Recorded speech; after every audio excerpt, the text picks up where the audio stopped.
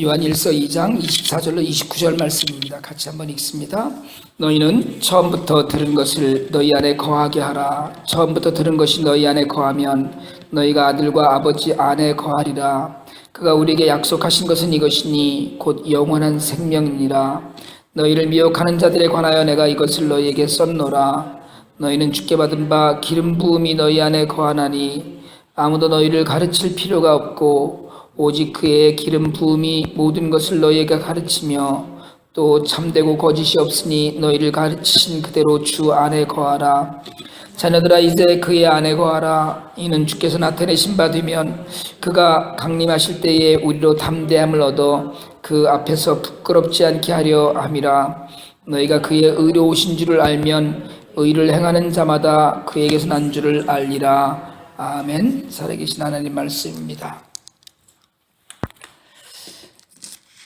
지난주에 PCUSA가 미국 장로교회가 동성 결혼을 허용하는 그 법안이 이제 노회에 의해서 통과되었다 이런 말씀을 드렸었는데요. 그러고 나서 그 다음날 PCA는 PCUSA에서 갈라져 나왔는데 한국으로 치면 PCA가 합동이고요. PCUSA가 통합이다 이렇게 실제로 또 교단 교류도 그런 식으로 하고 있거든요.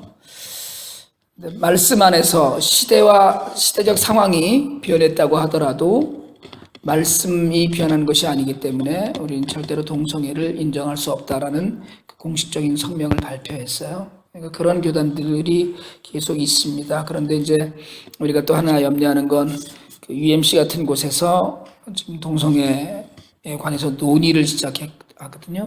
그러니까 논의를 시작한다는 건 이건 논의할 가치도 없다 이렇게 나와야 되는데 논의를 시작한다는 건 사실 양보의 한 줄기가 시작된다 이렇게 봐도 다름이 아닙니다.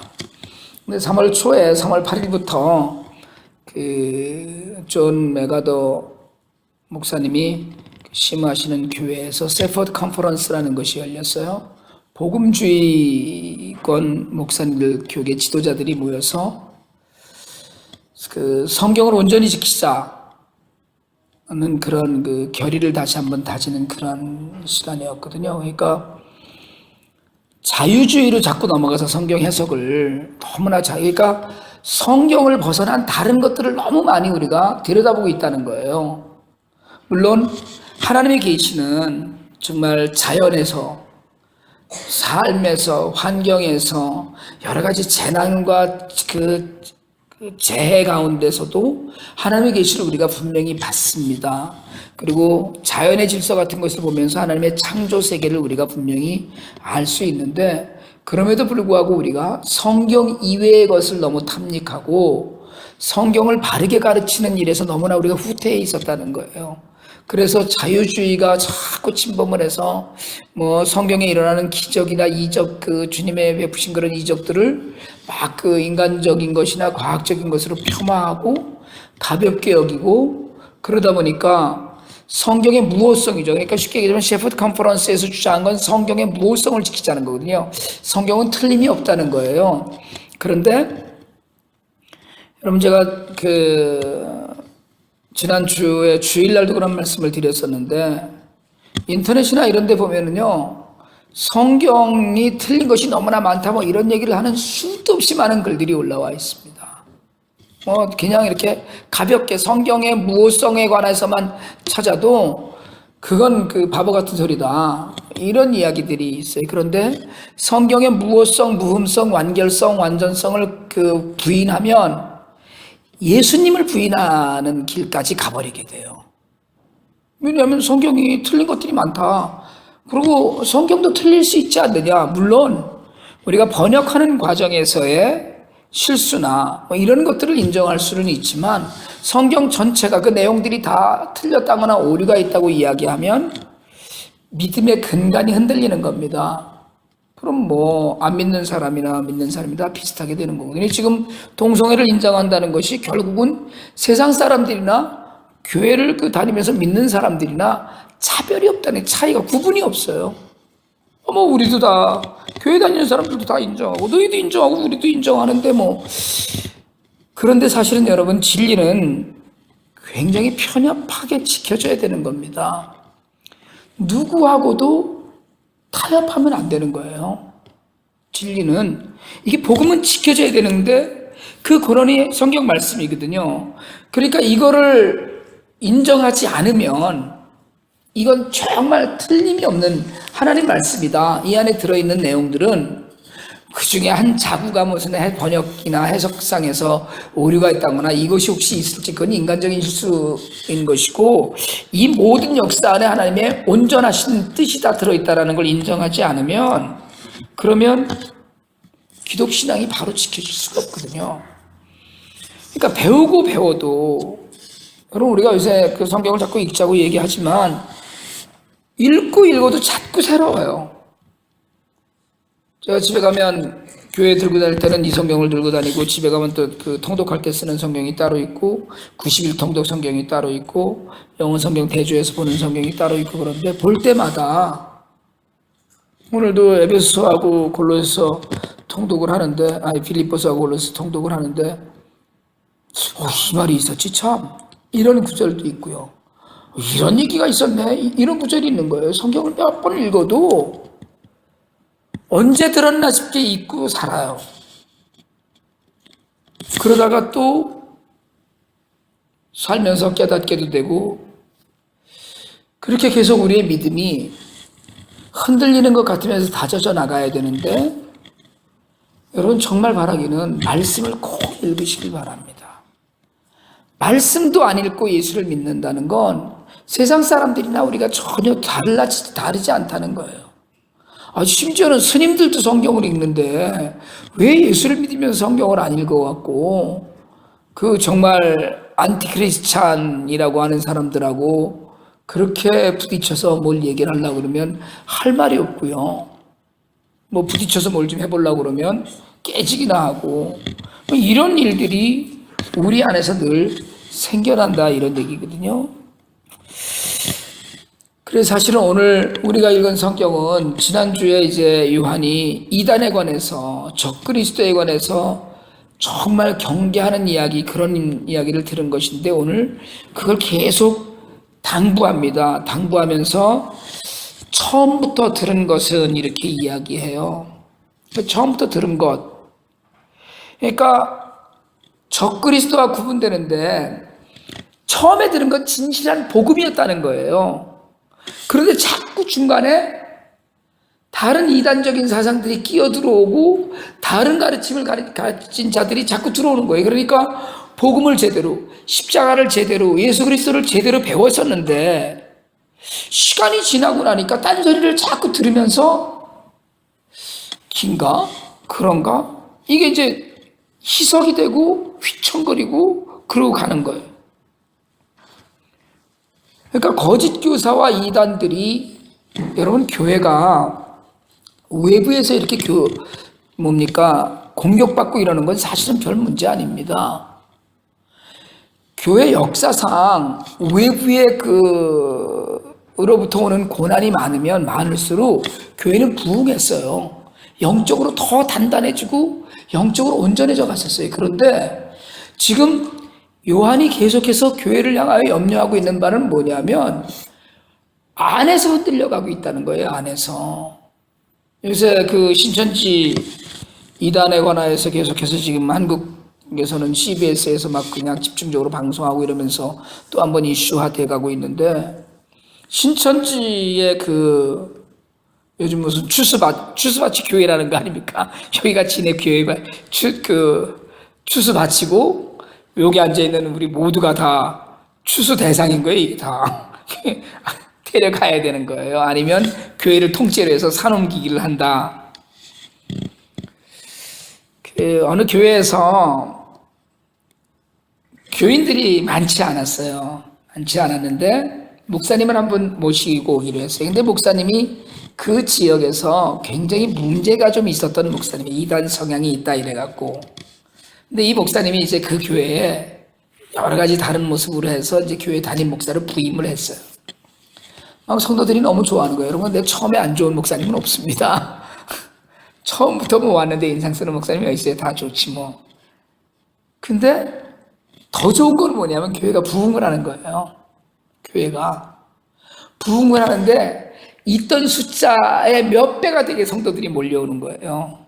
그 목사님의 팬클럽이 있었다고 그래갖고 그 목사님을 막 지지했던 사람들이, 그 지역에 남았던 사람들이 그 교회에 몰려들기 시작을 하는 거예요.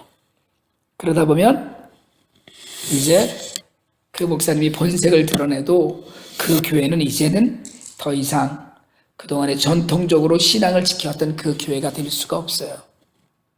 왜냐하면 수적으로도 이제 전혀 되지가 않는 거예요. 옛날에 있던 교인들을 요만큼, 한 주먹만큼 있고 그냥 뭐 엄청나게 많은 외부에서 온 성도들이 갑자기 몰려들어서 처음엔 이 놀라운 부흥을 봐라 막 이렇게 하고 역사적으로 이런 일이 없었다 이랬는데, 시간이 지나면서 보니까 그게 하나님의 뜻이 아니었다. 우리가 그런 얘기 하거든요. 신천지가 이단이 들어와서 너무나 성실하게, 너무나 열성적으로, 그리고 성경에 대한 지식도 해박하고 그렇게 예수를 믿으면서 사람들에게 정말 이렇게 저렇게 신임을 얻다가 어느 날 장로님과 담임 목사님을 이간질해서 장로님 편에 붙어서 막 그 신천지가 하는 그 강의를 보니까 장로한테 가서 얘기하라고, 장로는 목사의 목을 칠 권한이 있다고 이렇게 얘기를 하더라고요. 제가 장로를 안 세우려고 그래요. 뭐가지 칠까봐. 처음부터 들은 것 복음이었는데 그것을 너희 안에 거하게 하라는 이야기를 왜 하겠어요? 여러분, 성경에 이런 이야기가 나오는 건 안 되기 때문에 나오는 거라고 제가 말씀드렸었거든요. 항상 기뻐해라는 기뻐하지 않기 때문에 기뻐하라고 하고, 그러니까 처음부터 들은 것을, 예수에 관해서, 복음에 관해서 처음에 듣고 회심했던 걸 너희 안에 거하게 하라는 이야기는, 이게 너무 어렵다는 얘기예요. 흔들리지 않기가 너무 어려운 거예요. 정말 어려워요. 흔들리지 않고 예수를 믿는 것이. 여러분, 처음에 뜨거웠던 모든 것을 그냥 그대로 유지하고 계속 갈 수 있으면 얼마나 좋겠어요.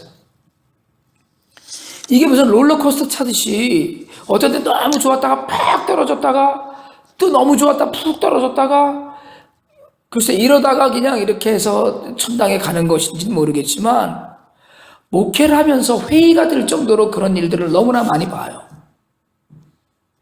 근데 오늘 정말 너희 안에 거하게 하라는 이 이야기를 하는 건 그걸 믿고 좀 지키라는 거예요. 그걸 믿고. 자꾸 옆에서 누가 이야기하면, 제가 그런 얘기 자주 하거든요. 여러분, 너무나 죄송한데 여러분을 위해서 기도하는 사람은 담임 목사밖에 없습니다. 그리고 담임 목사는요, 정말 충성을 다해서 기도해요. 어떤 이들은 뭐 친척도 있고 가족도 있고 다 있으니까 뭐 자기를 위해서 기도하는 부모님들도 계시고 그렇게 이야기하지만, 영적으로 목양을 부탁받은 목자로서 목사는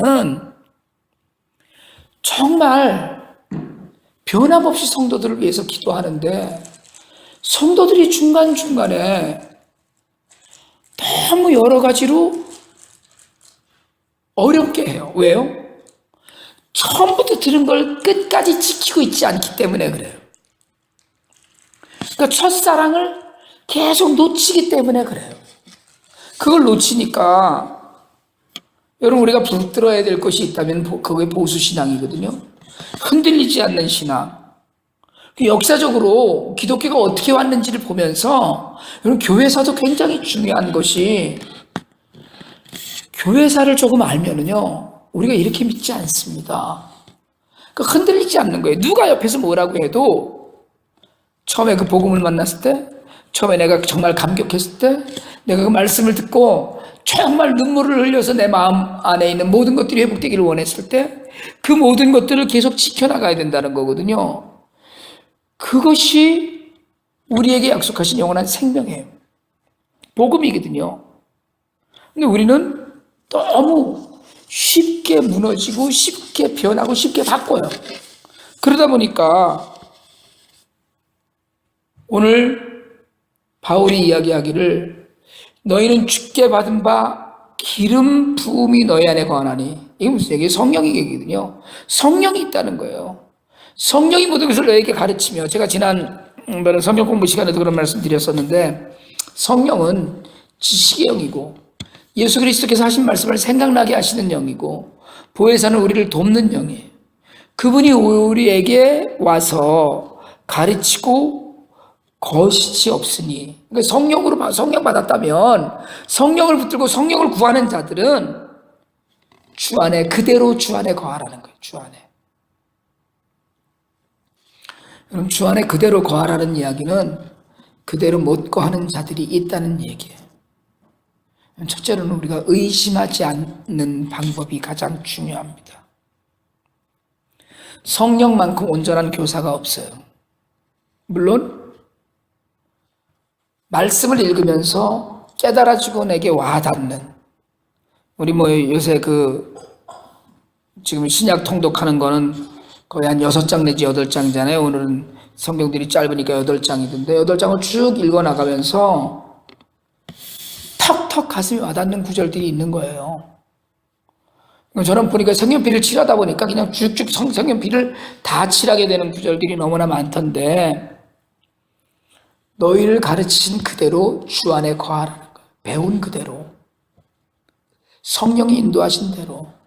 이게 잘 안 되기 때문에 우리가 자꾸 의심하고 떠나고 흔들리고 해요. 시험에 들지 말고, 누가 무슨 얘기를 해도, 여러분 환경 때문에 우리는 자주 시험 들잖아요. 사람 때문에 시험 들어요. 목사님 때문에 시험 들고요. 어떤 때는 정말 아무것도 아닌 것 같은데 말 한마디 잘못 서로 했다가 그것 때문에 시험 들고요. 제가 예전에 우리 화요 점심 예배를 하는데 이제 이렇게 와서 돕는 사람들이 있었어요. 뭘 하는데 제가 뭘 주워 먹어서 그랬나? 좌우간 제가 무슨 얘기를 하다가 그걸 왜 자꾸 주워 먹고 그래? 이제 이랬어요. 교회를 안 나오더라고요. 목사님이 그렇게 얘기했다고. 목사 무지하게 힘들어요. 정말 힘들어요.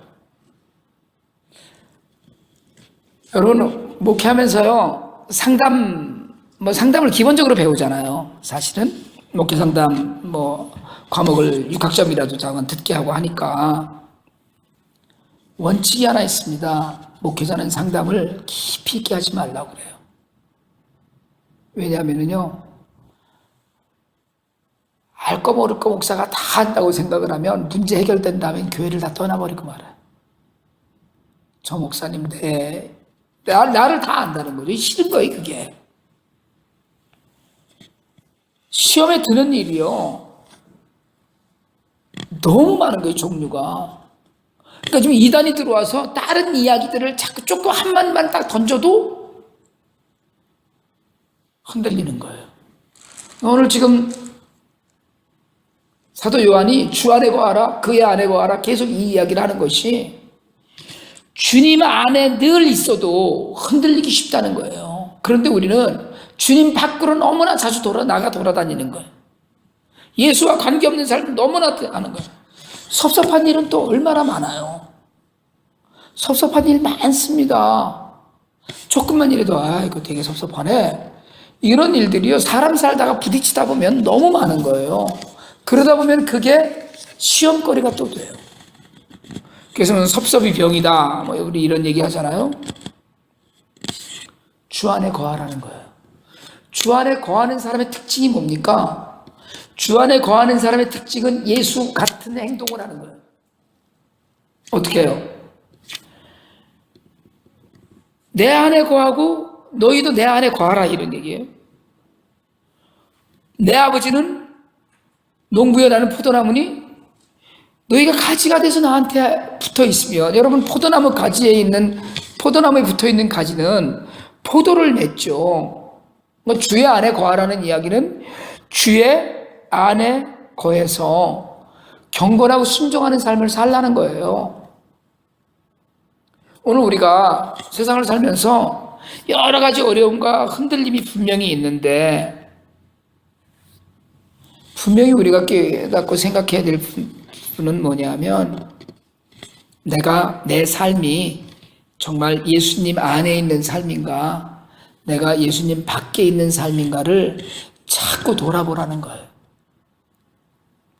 이걸 위해서 우리가 할 수 있는 일이 첫째는 말씀을 묵직하게 읽는 거예요. 정말 열심히 읽어야 됩니다. 다른 무엇보다도 말씀 안에 다 있어요. 1차적으로. 말씀을 읽다가 사람들이 깨어지지 혼자 공상하다가 깨어지는 사람은 없어요. 우리가 길을 걷다가도 은혜를 누릴 수 있겠죠. 갑자기 어느 순간에 내가 이렇게 사는 것만 해도 참 하나님의 은혜네 라는 게 깨달아지는 날이 있겠죠. 그렇지만 그게 말씀으로 정립이 되면 흔들리지 않는 믿음 가운데 갈 수가 있는 건데, 상상으로 그냥 은혜네, 생각으로 감사하네, 이게 아니라는 거예요. 우리의 모든 것이 정말 부끄럽지 않고, 주님 다시 오신다고 했잖아요. 그때 보여드릴 것이 있느냐는 거예요.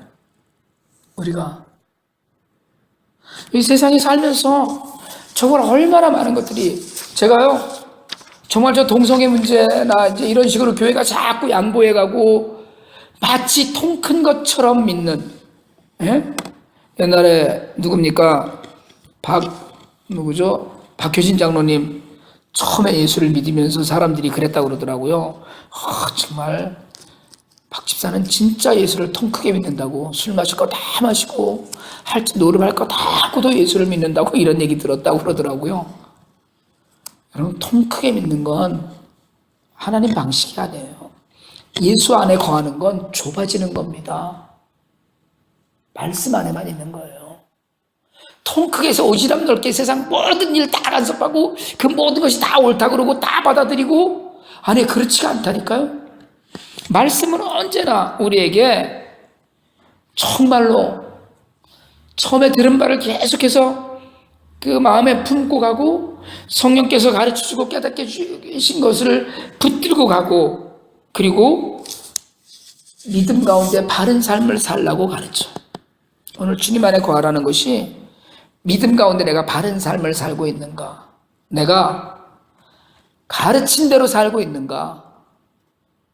여러분, 우리가 가르친 대로 못 사는 시간이 너무나 많이 있습니다. 사실은 알기는 다 알아요. 모르지 않아요. 그런데 안 될 때가 너무나 많아요. 하나님 오늘 사도 요한을 통해서 우리에게 원하시는 바를 말씀하셔요. 주님 오셨을 때 부끄럽지 않은 모습으로 만나기를 바라죠. 처음에 들었던 모든 것들 끝까지 붙들고 있는 모습을 보고 싶어 하셔요. 그리고 세상을 폭넓고 정말 진짜 무슨 위대한 사람처럼 사는 것이 아니고, 주 안에서, 주님 안에서, 주님 품 안에서, 그 안에서 기쁨과 감사를 발견하는 그런 삶이 되기를 오늘 성경은 우리에게 요구합니다. 오늘 이 말씀대로 그가 의로우신 줄을 알면 그 의를 행하는 자마다 그에게서 난 줄을 알리라 얘기하고 있어요. 그러니까 우리의 삶을 보고 사람들이 저 예수쟁이네, 이 얘기를 들어야 된다는 거예요. 우리를 보고 저 사람 예수 믿네, 이걸 들어야 된다는 거예요. 정말 다르네, 이걸 들어야 된다는 거예요. 세상의 모든 사람들이 우리가 예수 믿는 거 압니다. 그래서 사람들이 우리를 째려보고 있어요. 알아요. 사람들이 나 때문에 교회에 어떤 목사님이 와서 그런 얘기를 하시더라고요. 정말 잘 도와주는 집사님이 한 분 계시더라고요. 좋으시겠어요? 그랬더니 한숨을 푹 쉬시더라고요. 그 집사님이 얼마나 목사님을 잘 도와주시고 잘 섬기는데 다른 집사님들이 다 교회를 떠난대. 그 집사님 때문에.